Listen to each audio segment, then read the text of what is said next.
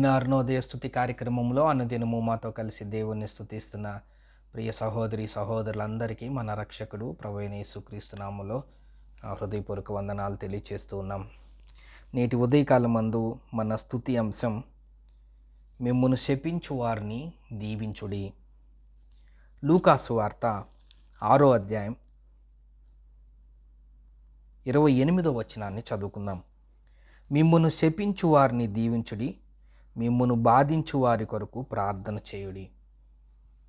ప్రియ సహోదరి సహోదరులారా, ఈ ఉదయకాలం మందు మన స్తుతి అంశంలో మనం చూస్తే చాలా కష్టమైన మాట, మిమ్మల్ని శపించు వారిని దీవించుడి. శపించటము దీవించటము రెండు వేరు విరుద్ధ పదాలు.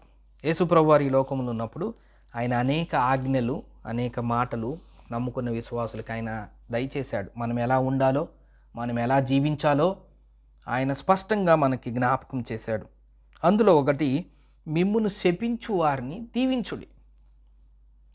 శపించటము దీవించటము రెండు విరుద్ధమైన వ్యతిరేకమైన పదాలు. గుడ్ బ్యాడ్, మంచి చెడు ఎట్లానో శపించటము దీవించటం. ఎవరిని దీవిస్తాం? మనం మన అనే వారిని దీవిస్తాం,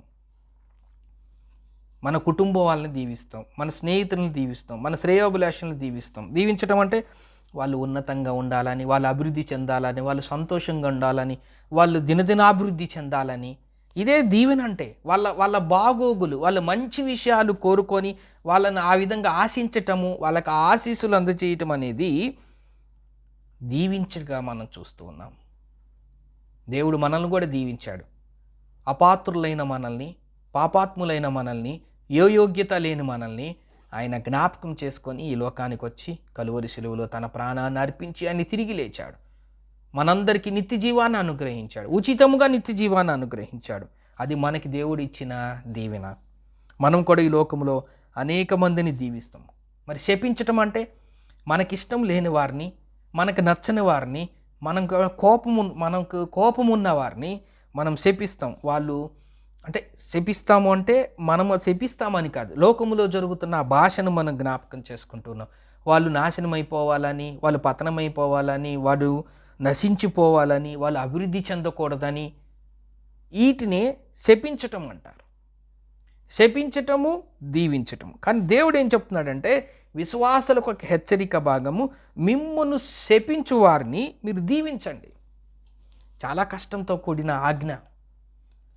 చాలా ఆజ్ఞ అతిక్రమమే పాపము. ఒకవేళ మనల్ని శపించిన వారిని మనం దీవించకపోతే ఆజ్ఞ అతిక్రమమే.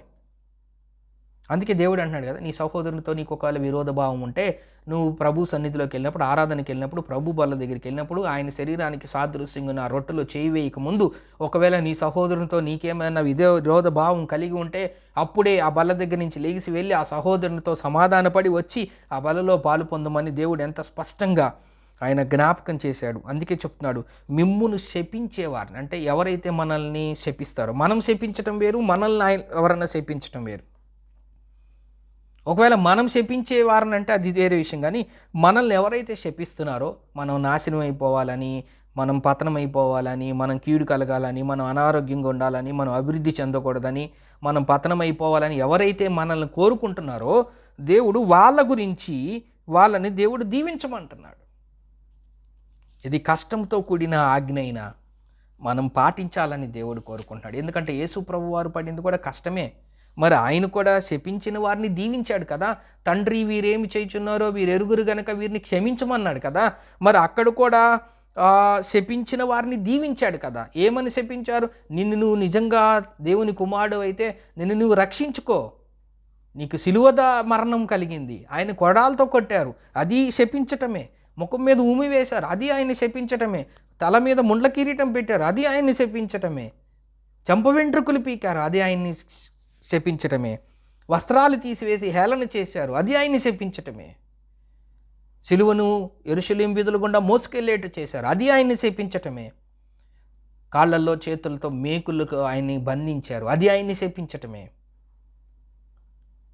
ఆకాశానికి భూమికి మధ్యలో వేలాడితే పక్కలో బల్లెపోటు పొడిస్తే చివరి రక్తం నీరు కార్చింది, అది ఆయన్ని శపించటమే. కానీ ఆయన ఏమన్నాడు తెలుసా?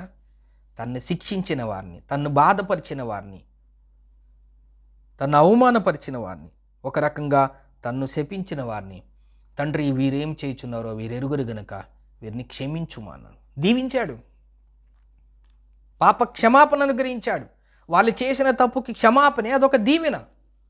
తండ్రి వీరేం చేయుచున్నారో వాస్తవంగా అంటే వాళ్ళు చేసిన దానికి తండ్రి దృష్టిలో వాళ్ళు శిక్షార్హులు. కానీ కుమారుడు సిలువులో ఉండి, ఆ గాయాలతో ఉండి, ఆ శ్రమలతో ఉండి, ఆయన తన్ను శపించిన వారిని, తన్ను శిక్షించిన వారిని, తన్ను హింసించిన వారిని, తన్ను దూషించిన వారిని, తన్ను గాయపరిచిన వారిని, తన ప్రాణానికి హాని కలిగించిన వారిని, తన శరీరం అంతా గాయాలు పాలు చేసిన వారిని, రక్తంతో కార్చబడిన స్థితిలో ఉంచిన వారిని ఆయన చెప్తున్నమాట, తండ్రి వీరేం చేయుచున్నారో వీరెరుగురు గనక వీరిని క్షమించుము. దాన్ని ఎంత గొప్ప దీవెన మరి ఇంకేది లేదు. వాళ్ళు క్షమించబడిన స్థితిలో ఉన్నారు. మరి అంత ప్రేమామయుడు దేవాతి దేవుడు కదా, ఆయన శక్తిమంతుడు కదా, మాటతో నీ సృష్టిని కలుగు చేశాడు కదా. మరి అలాంటి ఆయన ఇంత ఘోరమైన స్థితిలో ఉండి ఆయన ఇంకా ఎంత స్టెప్పు. మనమైతే ఒక ఉన్నత స్థితిలో ఉండి కొద్దిగా తగ్గించుకోవాలంటే మన మనసు ఒప్పుకోదు, అది శరీరము రక్తమాంసములతో ఉన్నవారు. కానీ ఆయనైతే దేవాతి దేవుడు తగ్గించుకొని ఈ లోకానికి వచ్చాడు. తగ్గించుకొని వస్తే ఆయన అయ్యో దేవాతి దేవుడు, ఈయన అద్భుత కార్యాలు చేశాడు, ఈయన మహిమ కలిగిన దేవుడు, ఈయన శక్తి కలిగిన దేవుడు అని గౌరవించకపోవటం కాకుండా ఇంకా శాపభరితమైన శపితభరితమైన సిలువ మరణానికి అప్పగిస్తే ఆయన ఇంకా నా స్థితి ఏంటో తెలుసా అని ఆయన తన స్థితిని జ్ఞాపకం చేసుకోకుండా తండ్రి వీరేమి చేయుచున్నారో వీరిని క్షమించుమని వాళ్ళని దీవించాడు. అందుకే దేవుడు చెప్తున్నాడు, ఆయన చేసిన పనినే మనల్ని చేయమంటున్నాడు. ఏమని? మిమ్మల్ని శపించిన వారిని దీవించండి అని చెప్తున్నాడు. ఇట్టి గొప్ప జాగ్రత్తలు మనకు అనుగ్రహించిన రక్షకుడైన యేసుక్రీస్తు వారిని ఉదయకాలం మందు మనం స్తుతించి ఆయన మహింపరుద్దాం. దేవుడి కొన్ని లేఖన భాగులు మన కొరకు దీవించునుగాక. ప్రార్థన చేసుకుందాం. ప్రేమగల తండ్రి, మీకు స్తోత్రం వందనములైనా. మమ్మల్ని శపించిన వారిని మీరు దీవించమన్నారు. మీరు కూడా సిలువలో మీరు దీవించారు. అందుకే మీకు స్తోత్రం వందనములు తెలియజేస్తూ యేసు క్రీస్తు నామమున స్తోత్రం చెల్లించి ప్రార్థన చేస్తున్నాం తండ్రి. ఆమేన్.